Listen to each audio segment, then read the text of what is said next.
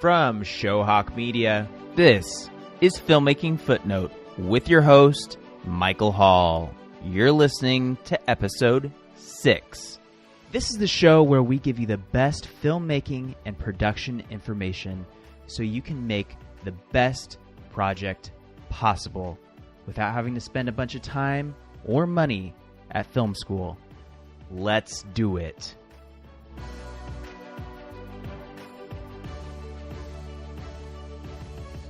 What's up, guys? You got Michael Hall here. Today we are talking additional photography. So, additional photography. This is a dirty word thrown around Hollywood a lot. It's a dirty word disguised as a nice word. People say additional photography when they actually mean reshoots. And some people actually like to say that additional photography and reshoots are two different things. But really, when you hear a studio head talk about additional photography, he's talking about a reshoot. Okay, I might just be being a little callous and mean about this. Reshoots and additional photography are actually two different things. Additional photography can mean something like a pickup shot, where you didn't necessarily get a specific shot that you needed for the edit, so you have to go back and reshoot maybe a stand-in doing something that the actor did not do because you didn't capture enough on set that day. A pickup shot is always something, it's always a shot that is relatively minor to the rest of the scene. So say you've shot an entire scene already, and you get into the edit, and you notice that the flow of the scene is really weird. It's just not coming together the way that you would like. And the editor then comes to you and says, well, we didn't get enough shots for that day. We didn't get enough for me to really work with and to make this the best scene that it could be. So at that point is when you would decide to do some pickup shots. And like I just described, it could be an actor or a stand-in doing something to fill the scene out, to make it feel a little more complete and a little more whole. A pickup shot can also be called an insert. So that's another term used for a pickup shot, like an insert shot or a reaction shot. Those are two different ways to describe a pickup shot. So a reshoot is a little different than pickup shots or inserts or reaction shots, because a reshoot is when you have a scene in post and you're looking at it and it's just not coming together. The edit, say you have a scene and you have it within the rest of the film and it's just not clicking. It just doesn't work. And so a reshoot is when you go back and you reshoot an entire scene, or in some cases, an entire portion of a movie.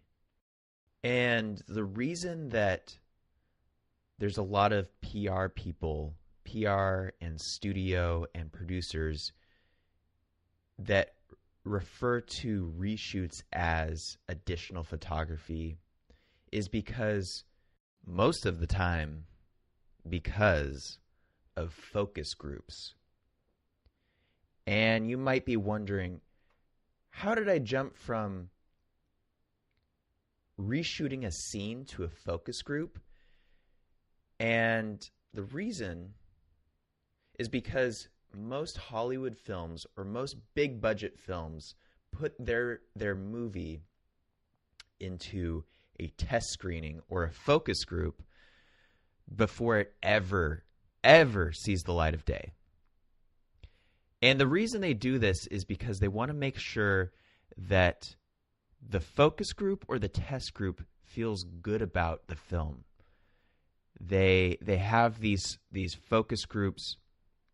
They have them sit through the movie and then fill out a questionnaire at the end of the film, and the questionnaire takes the test audience member through whether they liked the film, whether they liked the characters, whether they felt good at the end of the film, how the film made them feel. And if the studio and producers are not getting what they want out of the film with the test audience, that means to them, or that indicates to the people with the money backing the film, that means that the film itself is not working. Does that necessarily mean that it's a bad film, or that the film itself really isn't working? No, it doesn't mean that. But the people with the money, the people backing the film, they want to see a return on their investment.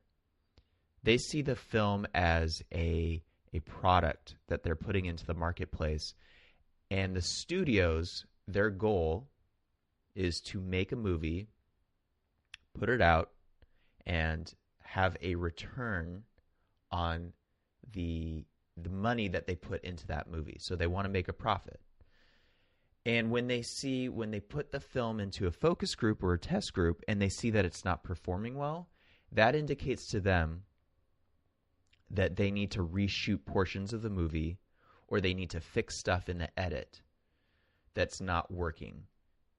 And so the reason that so many studios and producers they like to disguise a reshoot as additional photography. They like to go and they like to say, "Oh no, we're doing some pickups. It's nothing huge," because they're trying to indicate to future audiences or people that really pay attention that they don't want to let people in that the film might not be working, because then that starts generating bad press, and that those things in the media can start to dovetail after a while. They can start to spin out, and before a film even makes it onto the scene, before it's even released, it can already start generating bad press, which is, if you're investing in a movie, or you're a studio person, and bad press is starting to already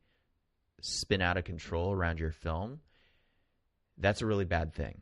And so they're really the term additional photography is doing a little they're trying to do some damage control. They're trying to do damage control around the press of the film. And some good examples of this recently in the last 10 years is with films like Rogue One, the Star Wars film. It was the first Star Wars film that was not in the canon of the films. So it was the first spin-off Star Wars film.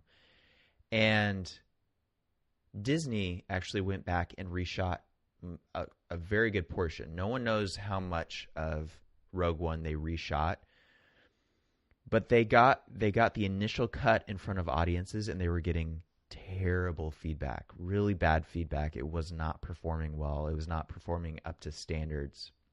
And so they went back and they reshot a huge portion of the film. I found a Vanity Fair article that says that they actually they roughly reshot 40% of the movie. That's crazy.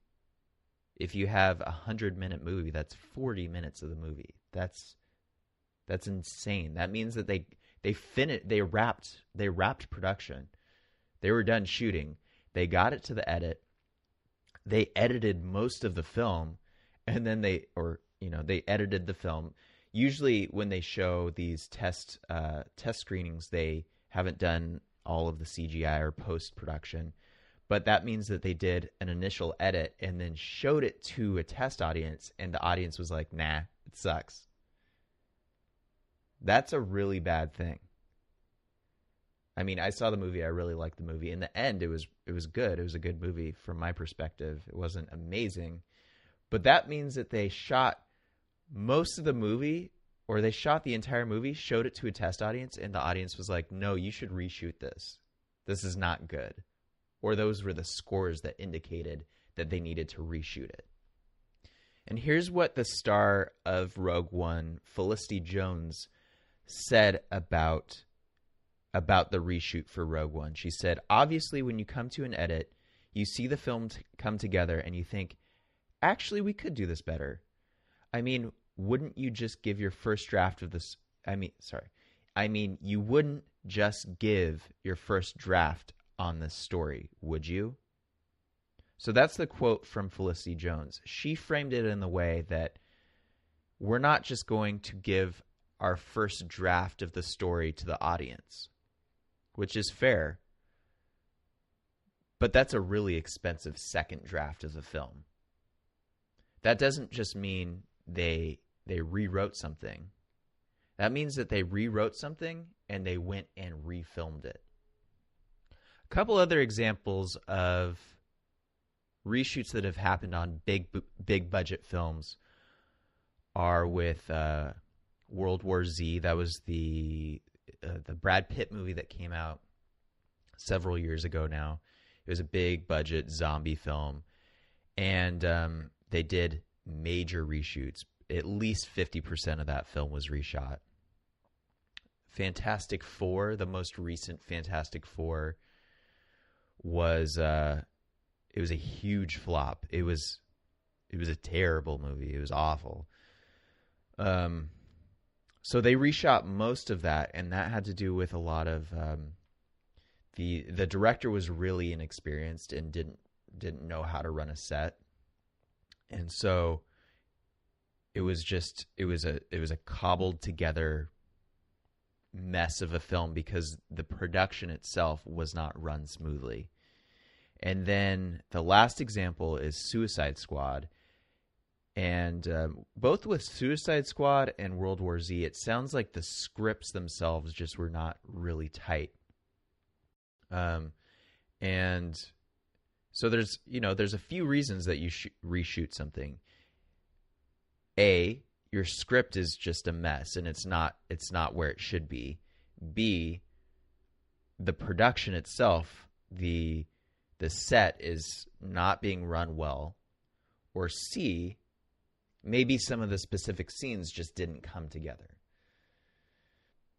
So with World War Z, it was really it was a script problem. It was an adaptation from a book, and they went and they shot it, and when they started shooting it, the book was a little more nuanced, and then the film itself it became more of like an action flick. And so they got to the edit, they got to screening it, and they realized like there were all of these different points of view coming into the movie, and it just wasn't jiving, it wasn't working. And so they actually hired the guy that what's his name? He wrote Lost. He was the main writer on Lost. Not JJ, but Damon Lindelof. They hired Damon to come in and rewrite most of the third act, which is the last, like the big chunk at the end of the movie. The third act is when usually most of the action, the climax happens, and then they resolve the film. So they brought him in after they had shot and edited the film. They actually screened it for him to watch it and come up with a new ending and a new third act. And so that's what happens is a lot of the time they bring in these really well-paid writers, high-end writers to come in and redo something. So other examples of when you're doing when you need to do additional photography or a reshoot, if you're working with mainly 2D, if you're working on photo shoots, I've been on a lot of projects where we need to reshoot. If you're working in the advertising industry, you need to reshoot some of the time because maybe the product wasn't right. Maybe you're shooting with product that hasn't been released yet, and the product team needs to go back and redo something, and you aren't able to fix that in post. That would be an example of when you need to reshoot something for a advertisement. Sometimes you need to reshoot stuff because the creative just wasn't good. I've been on quite a few reshoots where the creative just did not pan out. And I have to say from experience, those shoots are not fun. They're not fun for anyone. I go to great lengths to avoid reshoots because they are really expensive. They're time consuming. And honestly, it's just bad for morale. If you have to reshoot something, it's just not fun. No one likes to do it. It indicates that someone did something wrong. And so I personally, as a producer, I avoid reshoots at all costs, even if that means spending a little more money up front. I will avoid a reshoot at any. Sorry for the noise on my microphone. My cat is on my desk messing around with my mic right now. It's a little distracting. But meet Josie. She's beautiful. Sidetracked. So yeah, as a producer, I will avoid a reshoot the most that I can. I don't like reshoots. So I will invest time and money up front to avoid them because I just don't like them. All right, guys, thank you for another great episode. Really appreciate you listening. If you have ever had to be involved in a reshoot, I would love to hear about your experience. Head on over to filmmakingfootnote.com/6 and leave a comment there. I would love to hear your experiences with reshoots and additional photography. If you have any questions, hit me up on the blog or on Instagram. My handle is @MikeHallProper. I'm very active on Instagram, so give me a shout there and I'll get back to you. Thanks again, and we will see you in the next episode.